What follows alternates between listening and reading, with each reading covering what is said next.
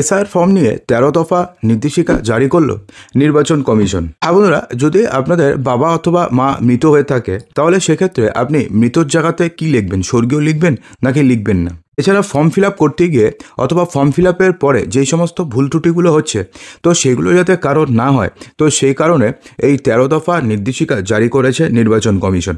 তো সেক্ষেত্রে কী কী করতে হবে আপনাদের, কী কী না করলে পরে আপনাদের পরবর্তীকালে আপনাদের ইয়ারও আপনাদের নোটিশ দিয়ে ডাকতে পারে, সেই সমস্ত কিছুই আপনাদের জানাবো। সেই জন্য ভিডিওটিকে সম্পূর্ণ আমাদের সঙ্গে থাকবে।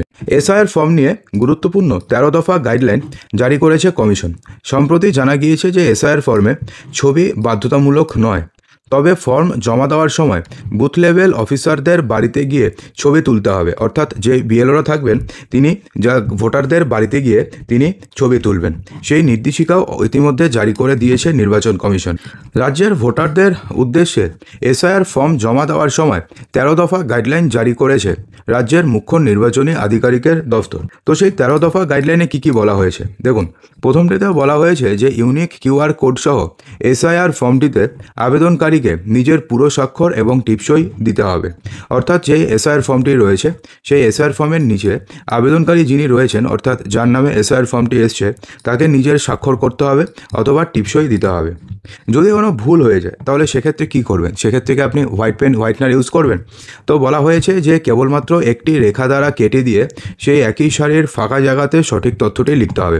অর্থাৎ ধরুন এখানে আপনি ভুল করেছেন, তো এইভাবে কেটে দিয়ে তো এক্ষেত্রে আপনি সঠিক তথ্যটি লিখে দেবেন। যে সমস্ত পরিযায়ী শ্রমিকরা রয়েছেন অথবা যে চাকরির খাতিরে ধরুন অন্য জায়গায় রয়েছে, তো তাদের ক্ষেত্রে কি হবে, তো সেই সমস্ত ভোটারদের ক্ষেত্রে আবেদনকারী যদি নিজে স্বাক্ষর করতে না পারেন তবে সেই পরিবারের যে কোনো ভোটার যার নাম ভোটার তালিকায় অন্তর্ভুক্ত রয়েছে তিনি আবেদনকারীর পক্ষে স্বাক্ষর করতে পারবেন।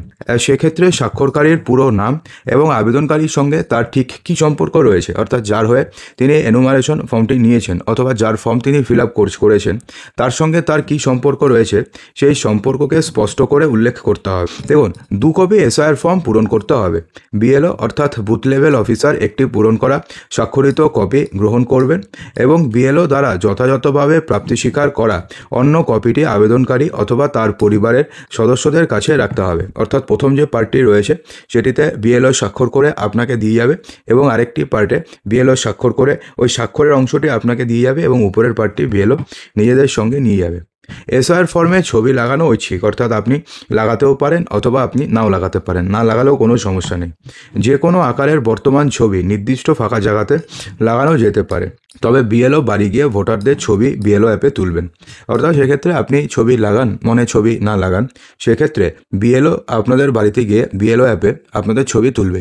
তো এক্ষেত্রে একটা প্রশ্নচিহ্ন চলে আসে যে সমস্ত লোকজন বাড়িতে নেই, যে ধরুন কোনো কাজে বাড়ির বাইরে রয়েছে বা ধরুন সেই সময়তে বাড়িতে নেই, ধরুন ঘুরতে আছে 2-3 দিন পরে আসবে, তো সেই সমস্ত ভোটারদের ক্ষেত্রে কী হবে সেটা কিন্তু উল্লেখ করেনি নির্বাচন কমিশন। দেখুন, আবেদনকারী অথবা আবেদনকারীর পক্ষে স্বাক্ষরকারী ব্যক্তিদের এসআইআর ফর্মে সঠিক তথ্য দিতে হবে।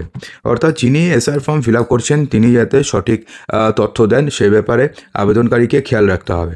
দেখুন, এক্ষেত্রে বলা হয়েছে মৃত ভোটার, স্থায়ীভাবে স্থানান্তরিত ভোটার অথবা যে সমস্ত ভোটারের নাম বর্তমান অংশ ছাড়াও অন্য কোথাও অন্তর্ভুক্ত রয়েছে, অর্থাৎ ডুপ্লিকেট ভোটার, অর্থাৎ যিনি ধরুন পশ্চিমবঙ্গে ভোটার কার্ড রয়েছে আবার ধরুন বিহারেও রয়েছে, অথবা ধরুন পশ্চিমবঙ্গের ধরুন কোচবিহারেও রয়েছে, এদিকে আবার উত্তর দিনাজপুরেও রয়েছে, অর্থাৎ এমন যদি থাকে তাহলে তাদের সম্পর্কিত সঠিক তথ্য আবেদনকারী অথবা আবেদনকারীর পক্ষে স্বাক্ষরকারী যিনি ব্যক্তি রয়েছেন তাদেরকে বিএলওর কাছে দিতে হবে। তো সেক্ষেত্রে কোনো একজন যদি ভুল করেন বা যদি দিতে না চান তাহলে সেক্ষেত্রে কিন্তু দুজনেরই শাস্তি হবে। অর্থাৎ বিএলওর তো শাস্তি হবেই, সেই সঙ্গে যিনি ভুল তথ্য দিচ্ছেন তারও শাস্তি হবে।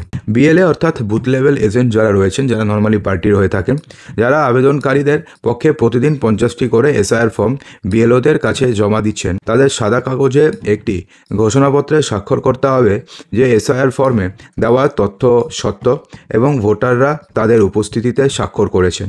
সেই ঘোষণাপত্রে ওই সমস্ত বিএলের ফোন নম্বর লেখা থাকবে, ঠিকানা, পার্ট নম্বর এবং সিরিয়াল নম্বর দিতে হবে। বলা হয়েছে যে যদি কেউ এসআইআর ফর্মে অপব্যবহার করে মৃত, স্থায়ীভাবে স্থানান্তরিত স্থানান্তরিত অথবা ডুপ্লিকেট ভোটারের ক্ষেত্রে কোনো ভুল তথ্য দেয়, তবে সেই অসদাচরণ জনপ্রতিনিধিত্ব আইন 1950-এর 31 নম্বর ধারা অনুযায়ী 1 বছর কারাদণ্ড এবং জরিমানা অথবা উভয় দণ্ডে দণ্ডনীয় হবে। অর্থাৎ এক্ষেত্রে নির্বাচন কমিশন প্রচণ্ড স্ট্রিক্ট। কেউ যদি মৃত ভোটার অথবা স্থায়ীভাবে স্থানান্তরিত ভোটার অথবা ডুপ্লিকেট ভোটারের তথ্য যদি ভুল দেয়, তাহলে সেক্ষেত্রে তার এগেনস্টে, অর্থাৎ সে বিএলএ হোক সে বিএলও হোক, তার এগেনস্টে কিন্তু জরিমানা হতে পারে এবং কারাদণ্ড পর্যন্ত হতে পারে, অথবা দুটি একসঙ্গে হতে পারে।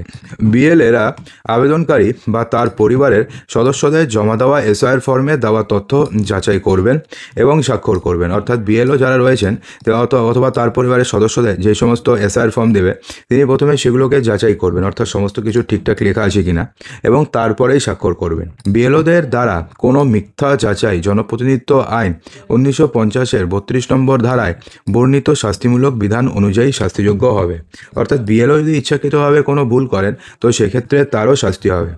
যেহেতু এসআইআর ফর্মগুলো ডিজিটাইজড করা হচ্ছে, তাই সমস্ত তথ্য, নথি, স্বাক্ষর, নাম এবং অন্যান্য বিবরণ ডিজিটাল আকারে রেকর্ডের জন্য সংরক্ষিত থাকবে এবং যে কোনো মিথ্যা তথ্য, ঘোষণা অথবা যাচাইকারী ব্যক্তিকে খুঁজে বের করার জন্য সেটি যথেষ্ট হবে।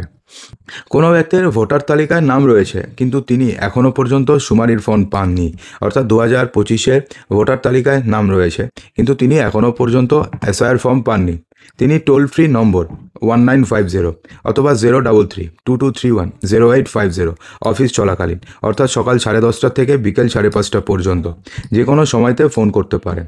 অথবা বলা হয়েছে নাম, বিধানসভা কেন্দ্রের নাম, পার্ট নম্বর এবং সিরিয়াল নম্বর উল্লেখ করে হোয়াটসঅ্যাপ বার্তা নাম্বার হচ্ছে 9830078250, অথবা ইমেলও আপনি করতে পারেন যদি আপনি না পেয়ে থাকেন।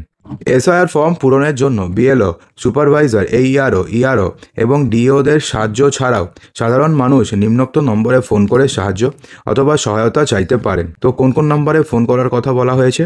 টোল ফ্রি নম্বর 1950 এবং 033-2231-0850 নম্বরের মধ্যে যে কোনো একটি নম্বরে ফোন করে আপনি সহায়তা চাইতে পারেন। দেখুন, মৃত আত্মীয় তথ্যের ক্ষেত্রে আপনি কি করবেন?